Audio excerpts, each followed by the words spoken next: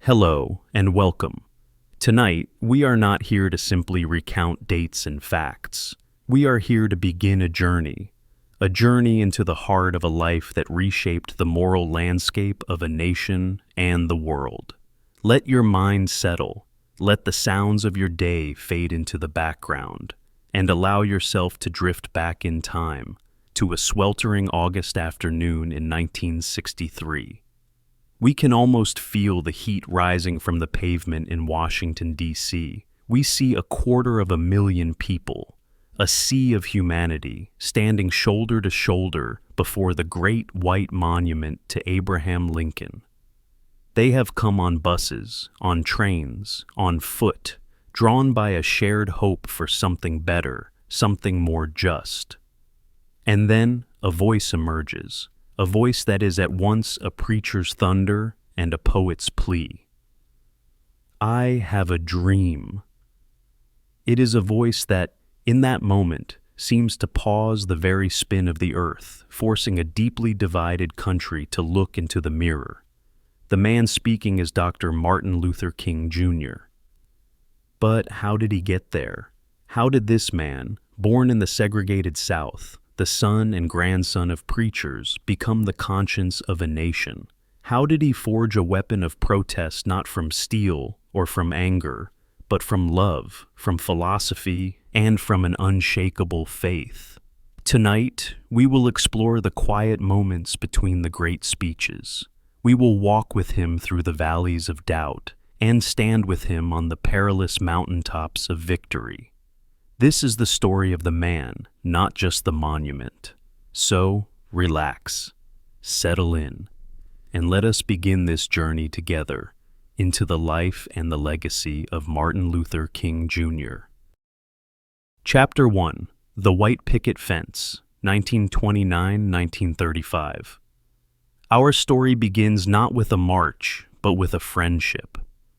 On January 15, 1929, in a modest Queen Anne-style home on Auburn Avenue in Atlanta, Georgia, a child was born. He was named Michael King Jr., after his father. The world he entered was one of sharp, unyielding lines. This was sweet Auburn, the vibrant heart of Black Atlanta. It was a community of thriving businesses, strong churches, and proud families. Young Michael, or ML, as he was called, lived in a comfortable, loving home, insulated, in many ways, by the strength of his community and the prominence of his father, the pastor of Ebenezer Baptist Church. Across the street, there was a white family who owned a grocery store, and that family had a son, a boy about ML's age. For the first few years of their lives, these two boys were inseparable. They were playmates, innocent of the invisible walls that surrounded them. They ran the sidewalks of Auburn Avenue, their games and their laughter mingling, unaware of any difference. And then one day, when ML was about 6 years old, he went to his friend's house just as he had done countless times before. But this time, the boy's mother told him he could not come in. The boy himself, his friend, told ML that his father had said they could no longer play together, because ML was, in the language of the time, colored.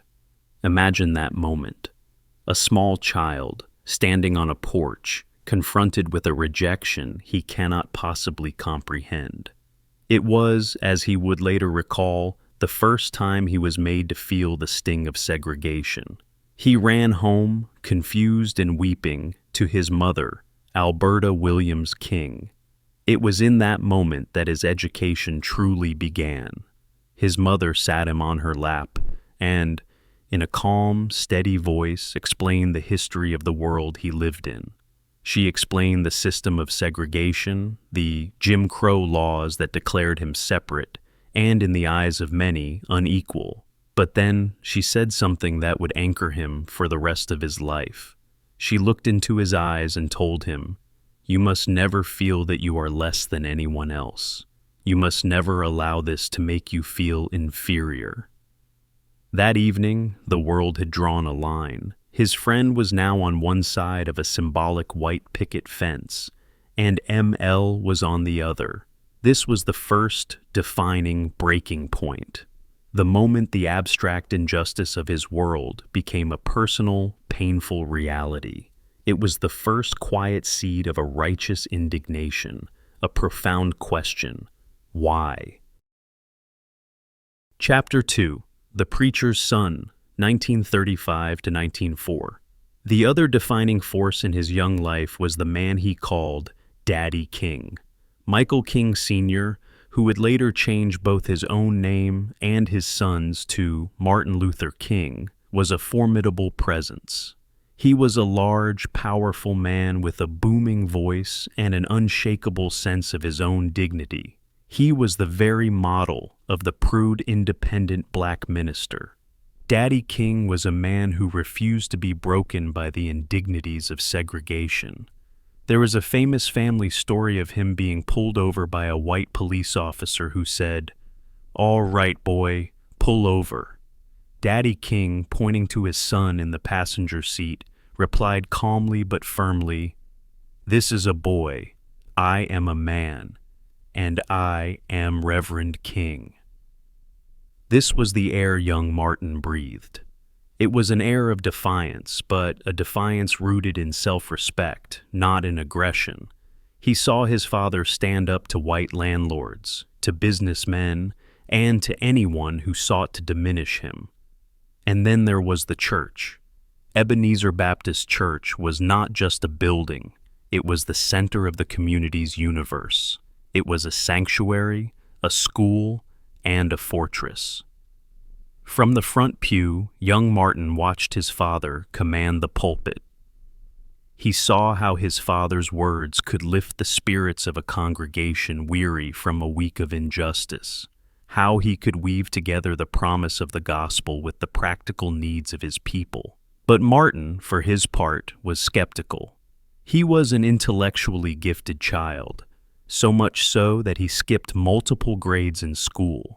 And this intellect made him question the overt emotionalism he often saw in his father's church. He was, in his early teens, a reluctant preacher's son. He respected his father deeply, but he was not sure that this path, the path of the pulpit, was his own. He was searching for something that could satisfy both his heart and his mind. He was searching for a way to reconcile the profound faith of his father with the profound injustice he had felt ever since that day on his friend's porch. He didn't know it yet, but he wasn't just questioning his own future. He was questioning how faith itself could be a tool for changing the world. Chapter 3: The Reluctant Calling, 1940–1948. In 1904, at the astonishingly young age of 15, Martin Luther King Jr. entered Morehouse College, a prestigious all-black men's college in Atlanta. This, he thought, was his chance to forge his own path. He considered becoming a doctor, or perhaps a lawyer. The ministry still felt, in his words, like something for the unintellectual. But Morehouse was not just any college. It was an intellectual crucible, and its president was a man named Dr. Benjamin Mays. Mays was a towering figure, and theologian and scholar who would become Martin's spiritual and intellectual mentor. He was everything young Martin had been looking for. He was a man of deep faith, but also of profound intellect. He spoke of a social gospel, a Christianity that was not just concerned with saving souls in the afterlife, but with demanding justice for people in the here and now. Through Mays and through his sociology studies, Martin began to see the church differently. He saw it not as an escape from the world, but as a potential engine for changing it. It was also at Morehouse that he was first introduced to the writings of Henry David Thoreau, and specifically his essay on civil disobedience. The idea of non-cooperation with an evil system. It was a revolutionary concept. It was an active form of protest, but a peaceful one. It clicked. It was the first piece of the puzzle. During his time at Morehouse, Martin made the decision. He was still reluctant, still wrestling with doubt, but he saw a path. He could combine his father's passionate faith with the intellectual rigor of men like Mays. He could use the pulpit as a platform to challenge the very foundations of the segregated South. In 1948, at just 19 years old, Martin Luther King Jr. was ordained as a minister. He had accepted his calling, but his education, his true search, was only just beginning. Chapter 4: The Search for a Method, 1948 to 1951. With his path now chosen, Martin left the segregated South for the first time to attend Crozer Theological Seminary in Pennsylvania. This was a profound culture shock. For the first time in his life, he was in an integrated environment. He was one of only a handful of black students, and he felt the intense pressure to excel, to disprove every stereotype. He became a model student, earning top grades, known for his immaculate dress and his serious, studious nature. But inwardly, he was on a quest. He had the calling, but he did not yet have the method. How, practically, could a marginalized group confront an entrenched and often violent system of power? He read voraciously. He wrestled with the works of Marx, of Nietzsche, of Locke.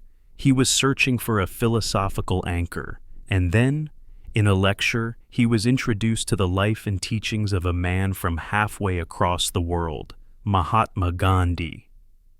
This was the second great breaking point of his life. He read everything he could find about Gandhi's 1930 Salt March and the decades-long struggle for Indian independence. What captivated him was Gandhi's concept of satyagraha, or truth force. It was an ideology built on two pillars: nonviolence, ahimsa, and the power of love. Gandhi argued that the goal was not to defeat or humiliate the opponent, but to awaken their conscience, to win them over. He taught that one must resist evil, but do so without becoming evil oneself. It was a method that required immense discipline, a willingness to suffer for a cause, and a deep, abiding faith that love was, in the end, the most powerful force in the universe. For Martin, this was a revelation. It was the synthesis he had been searching for his entire life. It was the intellectual rigor of Thoreau combined with the profound, loving faith of the gospel. This was not passive resistance. It was active, nonviolent resistance. It was, as he would later say, the guiding light of our movement. He had found his method. Chapter 5: A Partnership of Conviction, 1951-1954. After graduating from Crozer, Martin's intellectual quest continued. He began his doctoral studies in systematic theology at Boston University, and it was there, in the cold, intellectual climate of New England, that he met the person who would become the essential partner in his life and work. Her name was Coretta Scott. She was not, as some might assume, just a future preacher's wife. Coretta was a formidable woman in her own right. She was studying music at the New England Conservatory, but she was also deeply engaged in politics and the burgeoning peace movement. She was intelligent, poised, and had been an activist long before she ever met Martin. On their very first date, Martin, with his characteristic confidence, told her, "You have all the qualities I am looking for in a wife." Coretta was understandably taken aback, but she soon saw beyond his forwardness. She saw his brilliance, his humor, and, most importantly, his deep commitment to justice. He, in turn, saw in her not just a partner, but a comrade. He knew the path he was choosing would be difficult, even dangerous. He needed someone who was not just willing to stand behind him, but to stand with him. They were married in 1953, in the garden of her family's home in Alabama. Their partnership was a true meeting of minds and spirits. It was Coretta who would manage their home, raise their 4 children, and often serve as his most trusted advisor. She would be the one to answer the threatening phone calls in the dead of night, to maintain a calm and loving home in the eye of the storm. In 1954, with his doctorate nearly complete, Martin was faced with a choice. He had offers to teach, to lead prominent churches in the North. A comfortable, academic life awaited him. But the pull of the South was too strong. The injustice he had known since childhood, the fight he had been preparing for, was there. And so he and Coretta made a fateful decision. They would return. They would move to Montgomery, Alabama, where Dr. Martin Luther King Jr., at the age of 25, would become the new pastor of the Dexter Avenue Baptist Church. Chapter 6, The Dexter Pulpit, 1954 and 1955. The Dexter Avenue Baptist Church was not an easy assignment. It was known as the Snooty Church, a congregation of teachers, doctors, and professionals more concerned with social standing than social change. The young new pastor arrived with a head full of philosophy and a heart full of fire. He was determined to wake this sleeping congregation. In his first sermon, he laid out his vision. He would not just be a pastor, but a leader. He reorganized committees, he preached challenging sermons on social responsibility, and he urged his comfortable congregation to register to vote. For about a year, this was his life. He was a new father. His first child, Yolanda, was born, a busy pastor and a community leader. He was respected. He was building a life. He was, in these quiet months of 1955, simply Reverend King. He was not yet a national figure. He was not yet the leader of a movement. He was just one of many voices in the South, chipping away at the edges of a mountain of injustice. He was preparing for a battle, but he had no idea that the battle was about to come to him. He was waiting for the right moment, the right cause. And on December 1st, 1955, that cause found him. Chapter 7, The Unlikely Catalyst, 1955. The story is now legend. A 42-year-old seamstress named Rosa Parks, on her way home from a long day's work, refused to give up her seat to a white man on a segregated Montgomery City bus. But the story, as it's often told, is not quite complete. Rosa Parks was not simply tired. She was, in fact, a seasoned and respected activist, the secretary of the local NAACP chapter. She had trained for this. She knew exactly what she was doing. Her act of defiance was a quiet, dignified, and deliberate challenge to the system. Her arrest sent a shockwave through Montgomery's black community. Local leaders, including E.D. Nixon, knew this was the moment. They had the perfect test case, a plaintiff whose character was beyond reproach. They needed to organize. They needed to rally the community. And they needed a leader. A meeting was called of all the city's black ministers. They gathered to form a new organization, the Montgomery Improvement Association, or MIA, to lead a proposed boycott of the city buses. And then, they needed to elect a president. All eyes turned to the newcomer, the young, eloquent, 26-year-old pastor of Dexter Avenue. Martin Luther King Jr. did not ask for this role. He was new to town. He had a young family. He knew the dangers. But when his name was nominated, a silence fell in the room. He would later say that in that moment, he felt the call of conscience. He could not refuse. He accepted. He had only 20 minutes to prepare the most important speech of his life, to be delivered that night at a mass meeting at the Holt Street Baptist Church. He went home, terrified, and prayed for guidance. That night, the church was overflowing. Thousands stood outside, listening on loudspeakers. Martin stepped to the pulpit, and the voice that emerged was one that had found its purpose. He did not yell. He did not incite anger. He laid out the case with moral clarity. "There comes a time," he thundered, that people get tired. We are here this evening to say to those who have mistreated us so long that we are tired. Tired of being segregated and humiliated. Tired of being kicked about by the brutal feet of oppression. But then the philosopher emerged. He invoked Gandhi and Jesus. We are not here advocating violence. The only weapon that we have is the weapon of protest. We must use the weapon of love. By the time he finished, the crowd was on its fire, electrified. They were united. They would walk.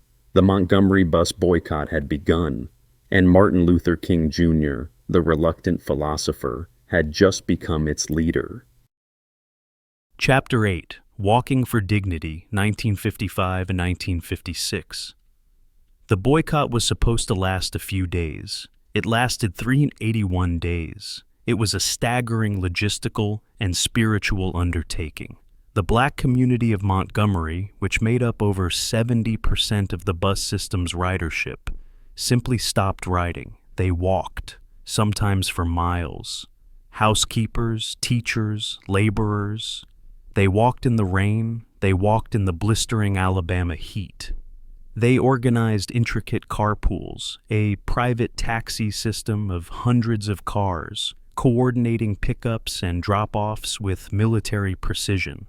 It was a daily, visible testament to their unity and resolve, and at the center of it all was Dr. King. His role was to be the strategist, the fundraiser, and, most importantly, the spiritual fuel. He crisscrossed the country, giving speeches to raise money for the carpool, for the legal fees, but his most important work was at the weekly mass meetings in Montgomery's churches. These meetings were the engine of the movement. They were where people came, exhausted from walking, to be renewed. They sang hymns, they prayed, and they listened to their leader. It was here that Martin honed his unique style of oratory. He blended the academic language of his doctorate with the fiery call-and-response tradition of the Black church.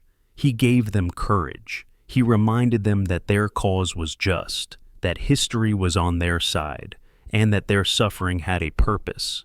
He told them they were not just walking to desegregate a bus. They were walking for dignity. They were walking, he said, for the very soul of America. The city of Montgomery, however, did not bend easily.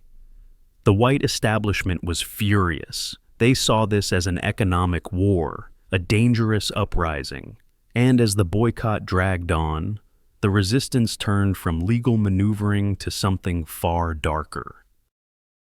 Chapter 9, The Bombing on South Jackson Street, 1956.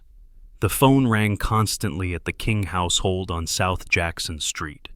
They were incessant, filled with threats. But they were, for a time, just voices.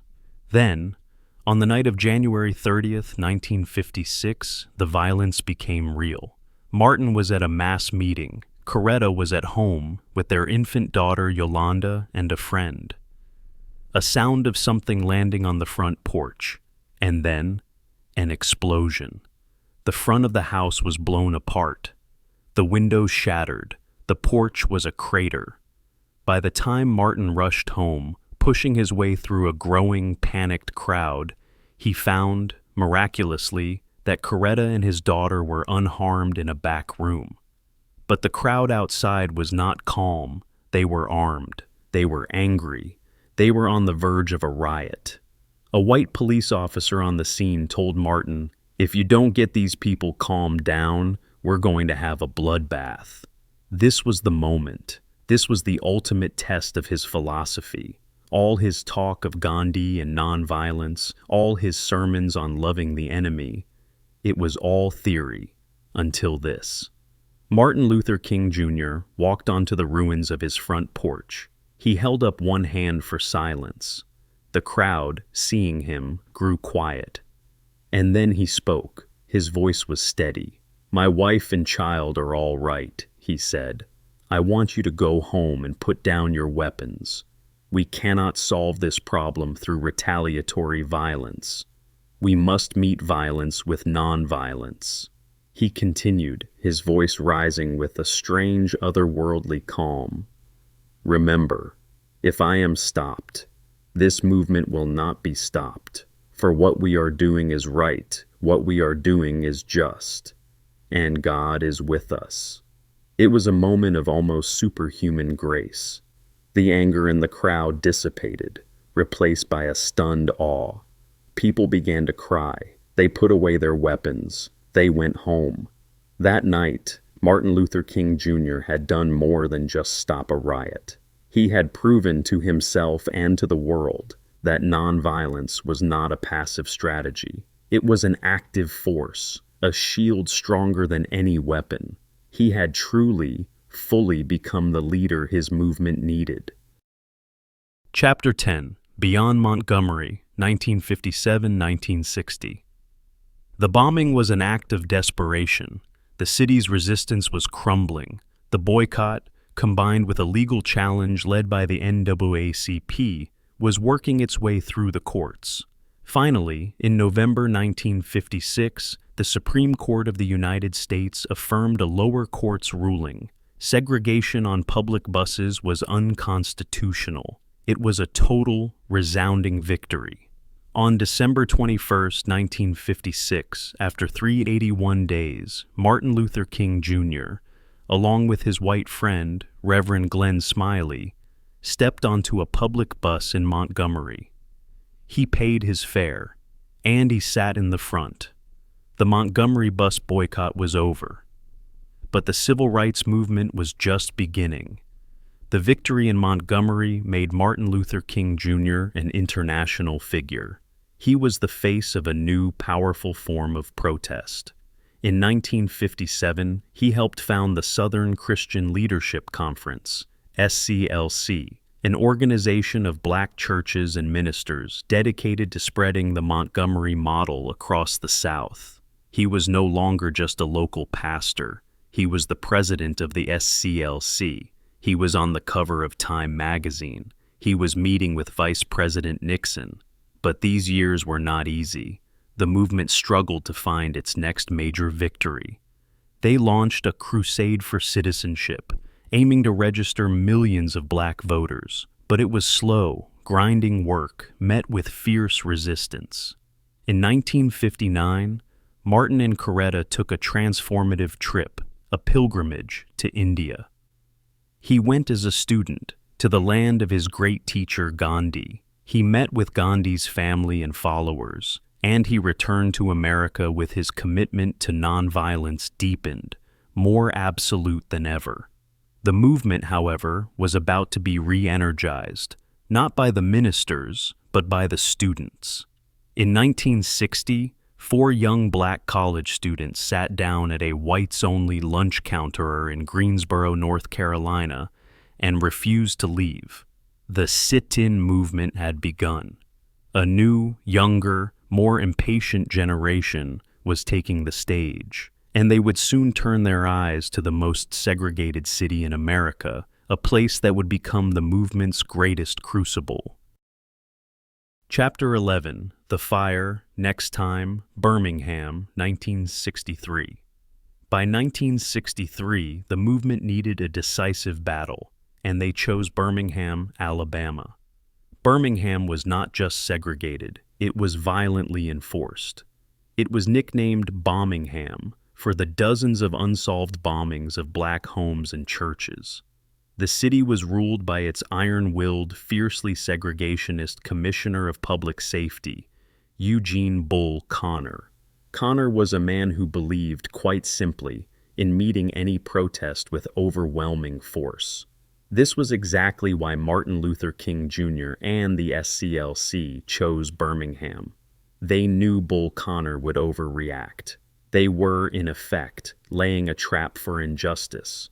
The plan, Project C, for confrontation, was to use nonviolent protests to fill the jails, to disrupt the city's economy, and to force the violence of segregation out from the shadows and onto the front pages of the world's newspapers. The campaign began.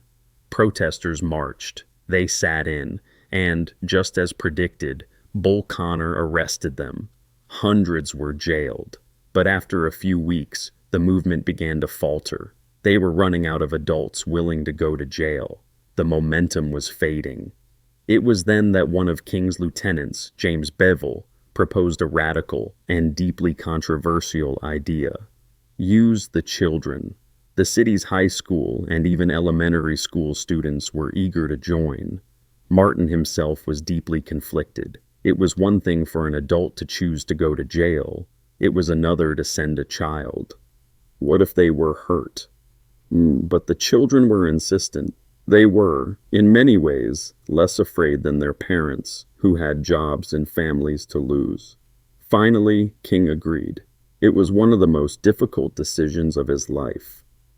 On May 2nd, 1963, in what became known as the Children's Crusade, hundreds of black students, some as young as 6, walked out of the 16th Street Baptist Church, singing freedom songs, and marched peacefully toward downtown.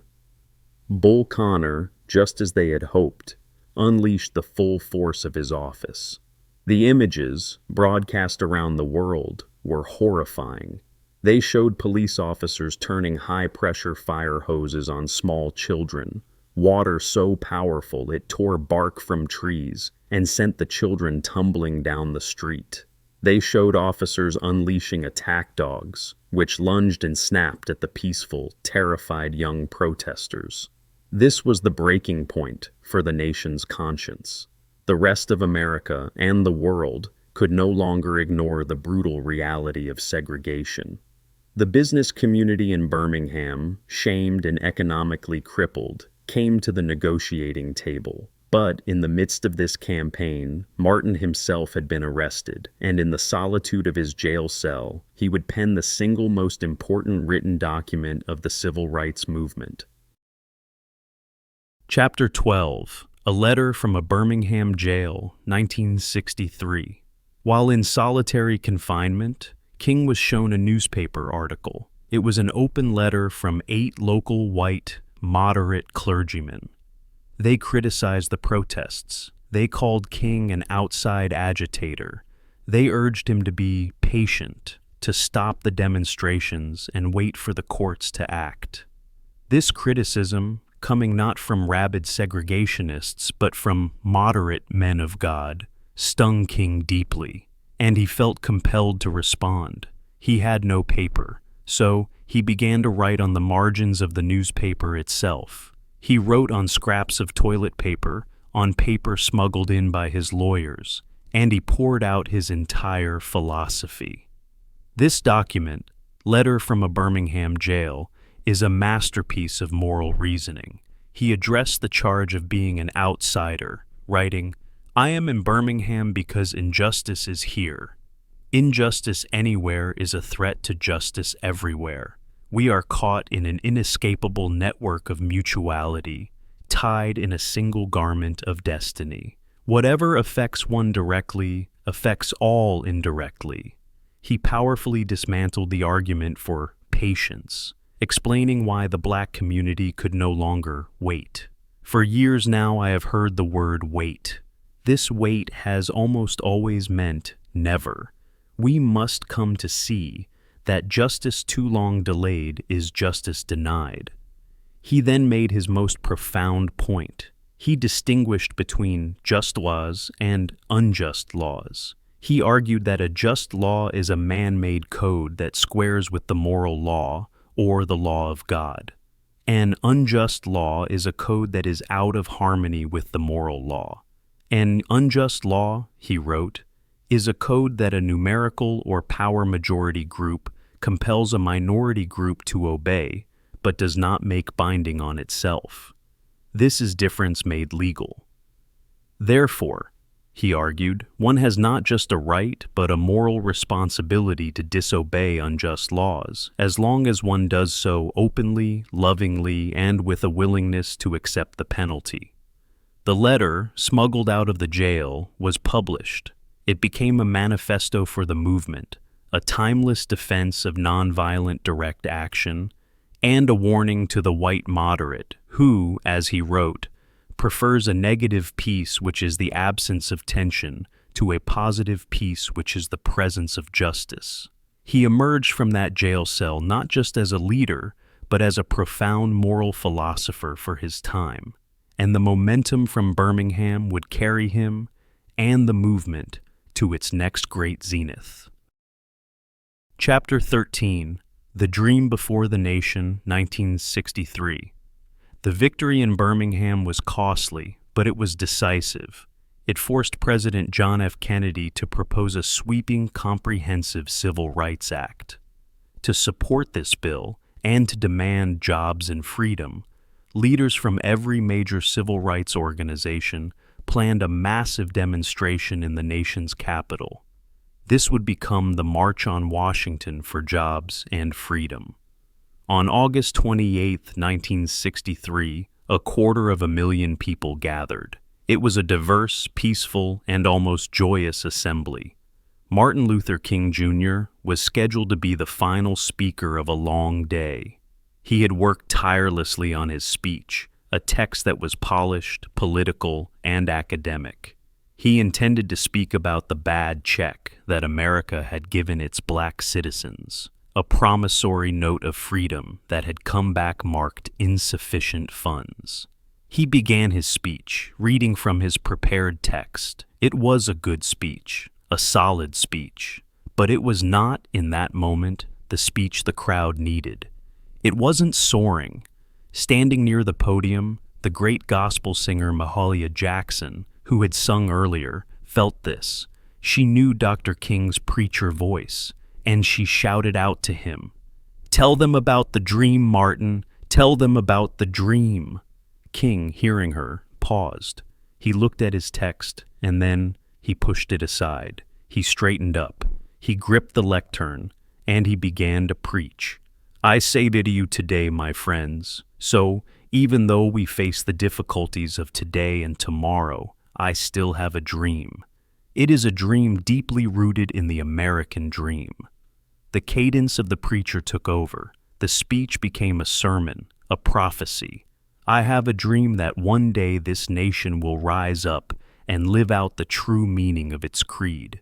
We hold these truths to be self-evident, that all men are created equal. I have a dream that one day on the red hills of Georgia, the sons of former slaves and the sons of former slave owners will be able to sit down together at the table of brotherhood. I have a dream that my 4 little children will one day live in a nation where they will not be judged by the color of their skin, but by the content of their character. I have a dream today. It was a tidal wave of rhetoric and hope that washed over the nation. He had taken the pain of Birmingham, the philosophy of his jail cell, and the faith of his fathers, and he had woven them into an immortal vision. It was, perhaps, the finest moment of his life. He had defined the moral objective of the century, but this mountaintop moment would be followed by a swift, brutal descent into the valley. Just 18 days later, a bomb exploded at the 16th Street Baptist Church in Birmingham. 4 young girls attending Sunday school were killed. The dream, it seemed, was already under attack. Chapter 14, The Pilgrim of Peace, 1964. The I Have a Dream speech cemented King's status as the moral leader of the nation. In 1964, his work was recognized on the global stage. At the age of 35, Martin Luther King Jr. was awarded the Nobel Peace Prize. He was, at the time, the youngest person ever to receive it. This recognition was a profound validation. It was a clear signal from the world that the American civil rights movement was the most important moral struggle of its time. But for Martin, it was a deeply humbling and almost burdensome honor. He accepted it not for himself, but as a trustee for the entire movement. He felt the weight of it. He saw it not as a prize for victories won, but as a new mandate to continue the fight, to broaden his vision. In his acceptance speech in Oslo, Norway, his tone was sober, not triumphant. I accept this award today with an abiding faith in America and an audacious faith in the future of mankind. I refuse to accept the view that mankind is so tragically bound to the starless midnight of racism and war that the bright daybreak of peace and brotherhood can never become a reality. He spoke of the pilgrimage of peace, and that pilgrimage was far from over. The Civil Rights Act of 1964 had been passed, a landmark piece of legislation that outlawed segregation in public accommodations. It was a monumental victory, born from the struggle in Birmingham. But the new law did not address one of the most fundamental rights of all, the right to vote. In many parts of the South, particularly in rural areas, insidious methods, literacy tests, poll taxes, and sheer intimidation were still used to prevent black citizens from registering. The movement had its next target, and the battlefield would be a small town in Alabama called Selma. Chapter 15. The Bridge at Selma, 1965. Selma, Alabama, was notorious. The local sheriff, Jim Clark, was a man cut from the same cloth as Bull Connor. He was openly racist and prone to violence. In Dallas County, where Selma was located, more than half the population was black, but less than 2% were registered to vote. The SCLC and Dr. King arrived in early 1965 to join an ongoing voter registration drive led by local students.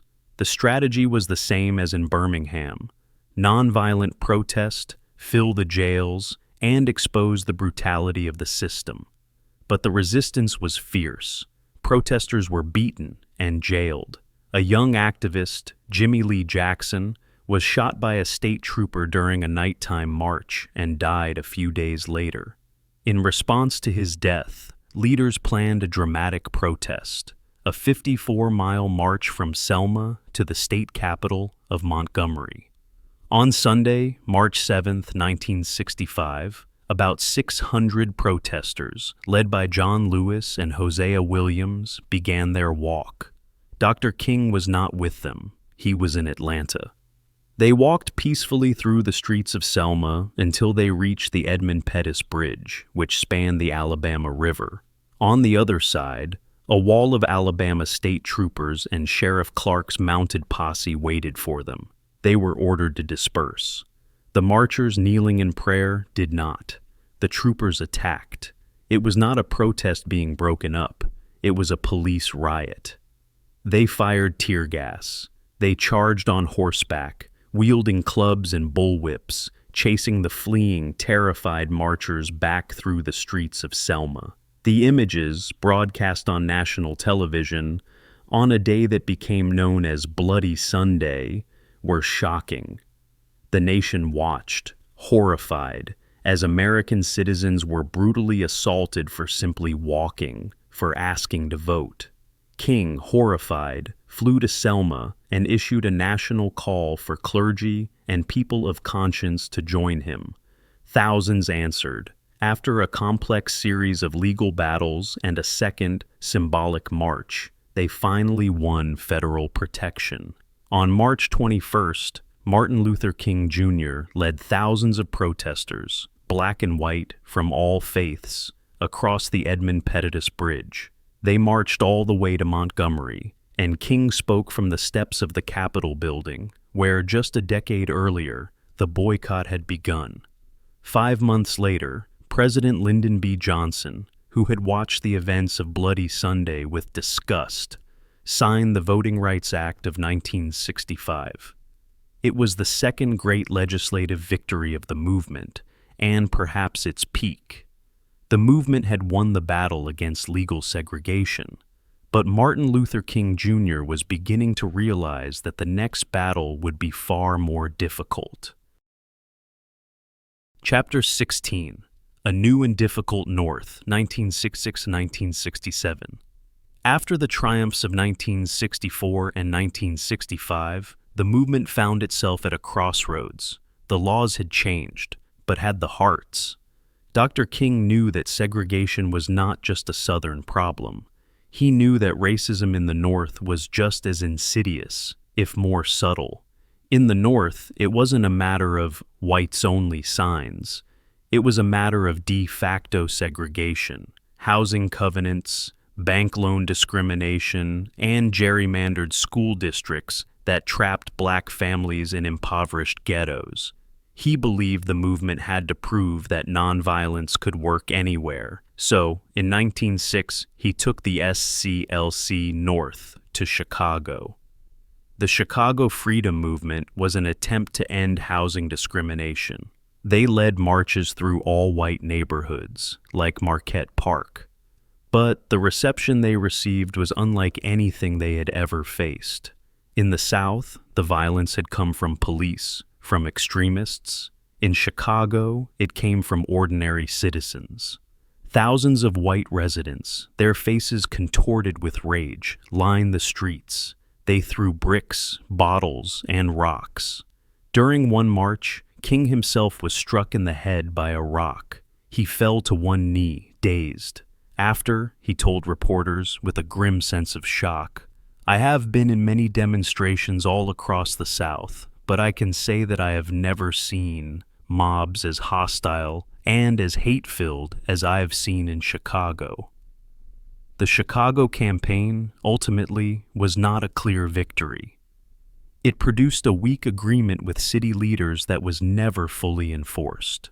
For King, it was a profound, disillusioning setback. He was beginning to see that the problem was not just racism, it was economic injustice. It was, as he said, the whole structure of American society that needed to change. At the same time, the movement itself was fracturing. A new generation of Black Power advocates, like Stokely Carmichael, grew impatient with King's nonviolence. They argued that love was not enough. King was now being squeezed from both sides, by a white establishment that thought he was moving too fast, and by young black radicals who thought he was moving too slow. And it was in this moment of deep personal and professional struggle that he felt compelled to take his most controversial stand yet. Chapter 17.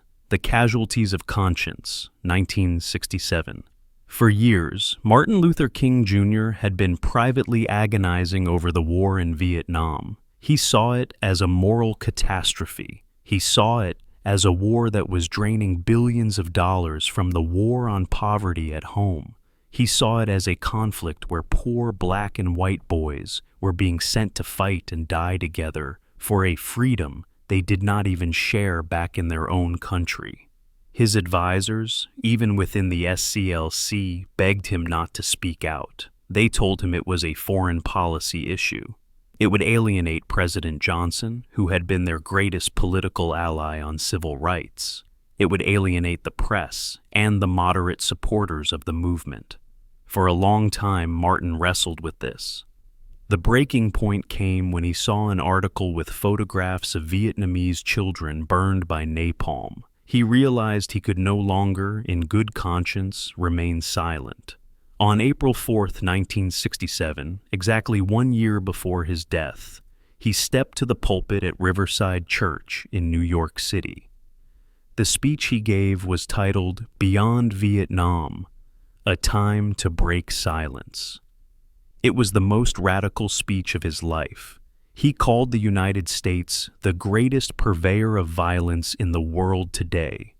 He called for a radical revolution of values, a shift from a thing-oriented society to a person-oriented society. The backlash was immediate, and it was devastating. The New York Times and the Washington Post denounced him. The NAACP criticized him. President Johnson cut him off completely. He was suddenly an outcast, isolated and embattled. But for King, it was a matter of integrity. He had linked the fight for civil rights in America with the fight for human rights and peace across the globe. He had truly become a pilgrim of peace, and it had cost him almost everything. He was exhausted.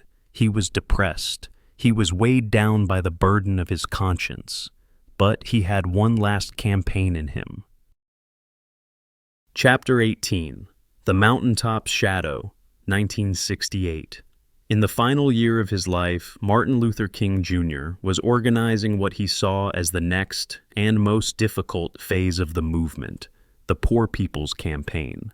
His vision was to bring an army of the poor, black, white, Latino, Native American, to Washington, D.C., to build a shantytown on the National Mall and demand that the government address economic inequality. He was no longer just fighting segregation. He was fighting poverty itself. It was in the midst of this planning that he was called to a smaller, specific struggle in Memphis, Tennessee. The city's black sanitation workers were on strike. They were protesting abysmal pay and horrific working conditions. 2 workers had recently been crushed to death by a faulty garbage truck. They marched with simple, powerful signs that read, "I am a man." It was a cry for dignity, the very same cry that had sparked the Montgomery boycott 13 years earlier. King felt he had to go. On April 3, 1968, in the middle of a torrential rainstorm, he spoke to a packed crowd at the Mason Temple in Memphis. He was tired. He had a premonition. He began to speak, almost extemporaneously, about his own life, his own journey. He spoke of the threats. He spoke of his own mortality. And his voice began to swell with that old prophetic fire. "We've got some difficult days ahead," he preached, "but it doesn't matter with me now, because I've been to the mountaintop." The crowd was hanging on every word. "And I don't mind. Like anybody, I would like to live a long life. Longevity has its place. But I'm not concerned about that now. I just want to do God's will. And He's allowed me to go up to the mountain. And I've looked over. And I've seen the promised land." He paused, his voice thick with emotion. "I may not get there with you, but I want you to know tonight that we, as a people, will get to the promised land. And so, I'm happy tonight. I'm not worried about anything. I'm not fearing any man. Mine eyes have seen the glory of the coming of the Lord." It was a sermon and a farewell. It was the last speech he would ever give. The next day, April 4th, 1968, as he stood on the balcony of the Lorraine Motel in Memphis, Martin Luther King Jr. was struck by an assassin's bullet. He was 39 years old. The event itself was a sudden, sharp punctuation to a life of relentless struggle. We will not dwell on the act, but on the echo. News of his death sent a wave of fire and grief across the nation. In cities from coast to coast, the anger and despair that he had worked so hard to channel into nonviolent action exploded. But his death was not an end. In the days that followed, President Johnson, the man who had shunned him, urged Congress to pass the Fair Housing Act, a bill that had been stalled for years. It was the last great legislative victory of the movement, a tribute to the man who had died fighting for it. The legacy of Martin Luther King Jr. is not simple. It is complex. He was not a saint. He was a human being, burdened by doubt, by exhaustion, and by his own personal failings. But he was a man who, at every crucial breaking point in his life, chose the path of love over hate, of courage over comfort, and of conscience over consensus. He gave a movement its method. He gave a nation its voice. And he gave the world a new vision of what it means to fight for justice. His dream of a beloved community, a world built on justice, equal opportunity, and love, remains our North Star.